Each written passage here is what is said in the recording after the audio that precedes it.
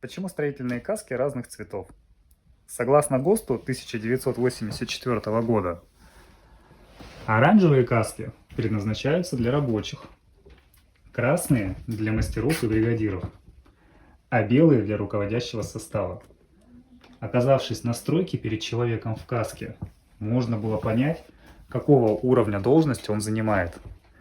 Этот ГОСТ давно утратил свою силу, а по действующим стандартам никак не регламентируется связь между цветом каски и должностью. Их каждая компания устанавливает самостоятельно, хоть в горошек.